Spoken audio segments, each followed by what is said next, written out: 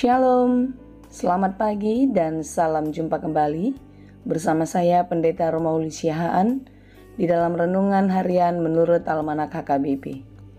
Apa kabar saudara? Semoga baik ya. Doa saya tetaplah semangat dan terus berpengharapan kepada Tuhan yang Maha Baik, karena Dia tahu apa yang saudara perlukan dan Dia akan selalu memberkati ketika saudara tetap percaya dan berpengharapan hanya kepadanya. Amin. Sebelum kita melanjutkan aktivitas pada hari ini, marilah kita meluangkan waktu untuk mendengar dan merenungkan firman Tuhan. Biarlah Roh Kudus menerangi hati dan pikiran kita, sehingga firman Tuhan bekerja dengan leluasa, menuntun, mengajar, dan memberi hikmat kepada kita. Marilah kita berdoa. Segala puji syukur kepadamu Tuhan, untuk kasih setiamu yang menyertai hidup kami sampai hari ini. Sebagaimana hari-hari yang telah berlalu, Tuhan akan selalu memberkati kami. Dan di sepanjang hidup kami hari ini, dan di hari-hari ke depan pun kami percaya, penyertaan dan berkat-Mu selalu ada bersama-sama dengan kami. Mampukanlah kami Tuhan untuk mengerti setiap maksud-Mu, dan kami mau belajar di dalam firman-Mu. Kiranya firman-Mu boleh mengubah hidup kami dan kami menjadi pribadi yang lebih baik yang berkenan kepadamu. Berfirmanlah Engkau ya Tuhan, sebab kami telah siap mendengar. Kasih karunia dan damai sejahtera dari Allah Bapa Tuhan kita dan dari anaknya Tuhan Yesus Kristus dan Roh Kudus menyertai saudara sekalian. Amin. Firman Tuhan untuk kita pada hari ini yang ditetapkan menurut Almanak HKBP Rabu 29 November 2023, tertulis dalam kitab Pengkhotbah 7 ayat 7. Dalam bahasa Batak Parjamita Pitu ayat Pitu. Demikianlah dikatakan dalam bahasa Batak dan bahasa Indonesia. Tongon tahe pangarupaon pagilo rohani halak napistar, jala sisip mangago turoha. Sungguh pemerasan membodohkan orang berhikmat dan uang suap merusakkan hati. Demikianlah pembacaan firman Tuhan.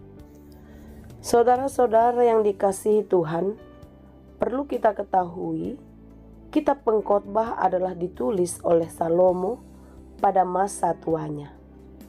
Setelah melewati berbagai proses kehidupan, dari masa muda, masa menengah atau separuh baya, dan sampai di masa tuanya, Salomo melihat bahwasanya hidup ini tidaklah berarti, hidup ini tidaklah berguna, termasuk apa saja yang kita punya, jika kita tidak hidup bersama-sama dengan Tuhan. Jika kita tidak memakainya di dalam takut akan Tuhan. Karena apa? Karena semua itu akan berlalu. Semuanya akan berakhir. Tetapi ada sesuatu yang tidak akan pernah berakhir, yang tidak akan berlalu dan rusak oleh apapun, yaitu kekekalan. Kekekalan di dalam surga bersama-sama dengan Bapa.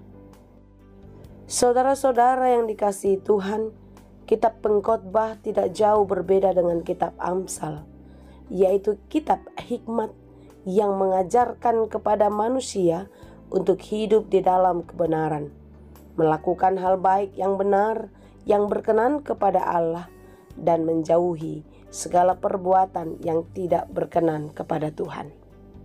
Hikmat yang benar itu tidak tumbuh begitu saja. Tumbuh dari pengetahuan ataupun dari pembelajaran melalui ilmu pengetahuan.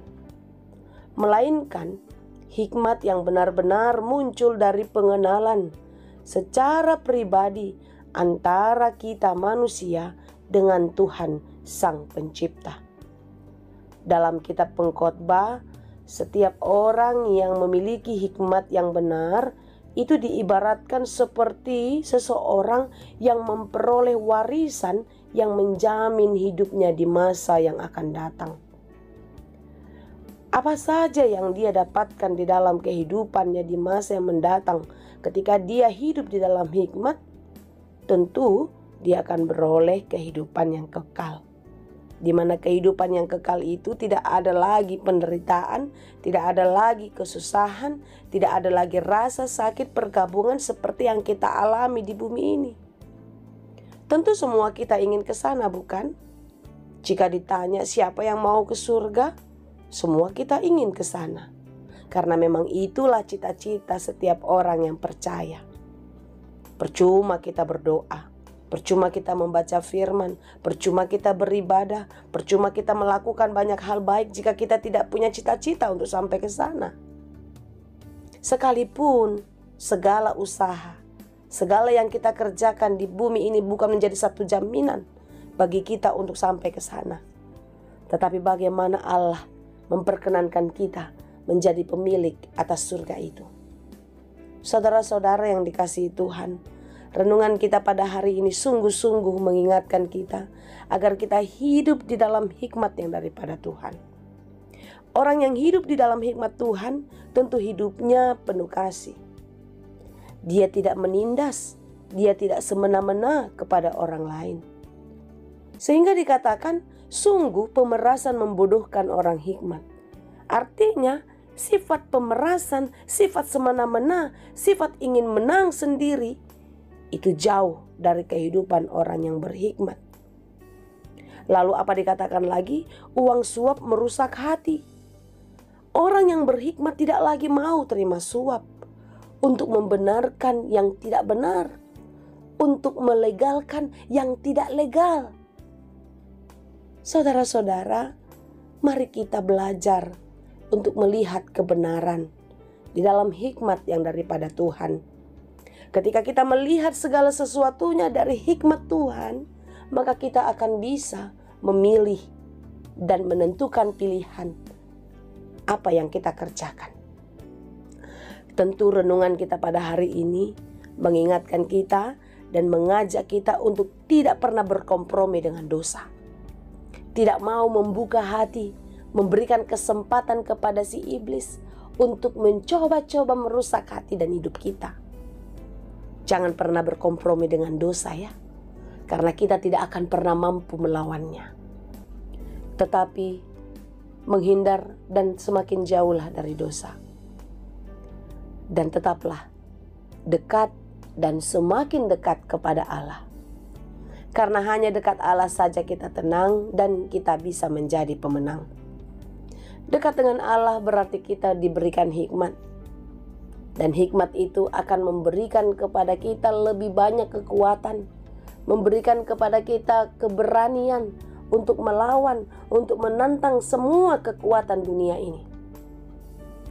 Sekalipun dunia ini kejam, sekalipun dunia ini penuh dengan kelicikannya untuk merusak kehidupan kita.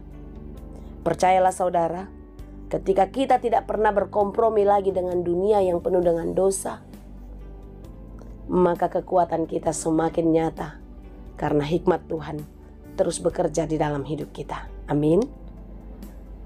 Teruslah kuat, teruslah setia, karena perjuangan kita masih panjang. Perjalanan kita masih sangat jauh. Teruslah berjalan di dalam Tuhan untuk sampai ke tujuan. Percayalah, kekuatan hikmat Allah akan menyertaimu jika engkau terus hidup di dalam Dia. Tuhan Yesus memberkati. Amin. Terima kasih Tuhan untuk firman-Mu. Mampukan kami untuk terus berjalan di dalam hikmat Tuhan. Jangan biarkan kami berkompromi dengan dosa, berkompromi dengan dunia yang fana. Tetapi biarlah kami terus percaya kepadamu dan tidak pernah meragukan kekuasaan-Mu dan kekuatan-Mu di dalam hidup kami. Karena itu Bapa, kami serahkan hidup kami ke dalam tangan pengasihan-Mu. Hari ini dan sampai Maranatha nanti, kami mau tetap menjadi anak-anak Tuhan yang setia. Terima kasih Tuhan. Hanya di dalam Yesus kami berdoa dan mengucap syukur. Anugerah Tuhan kita Yesus Kristus, kasih karunia Allah Bapa, dan persekutuan Roh Kudus, itulah kiranya yang menyertai dan memberkati kamu sekalian. Amin.